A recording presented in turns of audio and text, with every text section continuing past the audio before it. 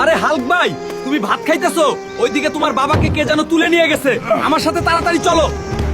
যদি আমার বাবার কিছু হয় তবে সবাইকে আমি একদম শেষ করে দিব। বাবা, আমি আসতেছি তোমার কাছে। আরে জমিদার সাহেব, আপনি আমার বাবাকে আটক করেছেন কেন? তাকে আপনি ছেড়ে দিন। তোমার বাবা সাইকেল দিয়ে আমার প্রাইভেট কারে লাগিয়ে দিয়েছে।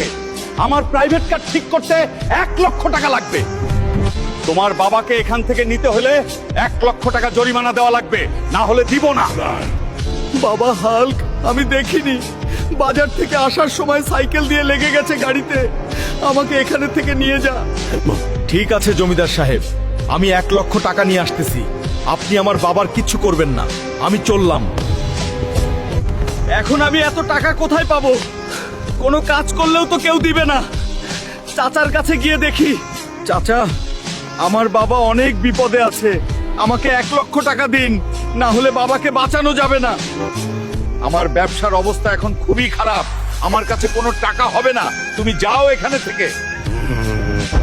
আরে চাচাও তো আমাকে কোনো টাকা দিল না। এবার আমি কার কাছে যাব? বন্ধুরা, প্লিজ হেল্প করো। পুলিশ তদন্ত করে বরফ রাজ্যতে একটা ডায়মন্ড পেয়েছে। সেটা যে আনতে পারবে তাকে 20,00,000 টাকা পুরস্কার দেয়া হবে। আমি যাব বরফ রাজ্যেতে, আর সেখান থেকে ডায়মন্ড নিয়ে আসব, আর সেই টাকা দিয়ে বাবাকে বাঁচাবো। কি মনে হয় বন্ধুরা, আমি কি পারবো সবাই হারিয়ে ডায়মন্ডটা আনতে আর বাবাকে বাঁচাতে? পরবর্তী পার্ট দেখতে ভিডিওতে লাইক করে চ্যানেলটা সাবস্ক্রাইব আর পেজটা ফলো করে কমেন্টস করো। পার্ট 2 শীঘ্রই আসছে।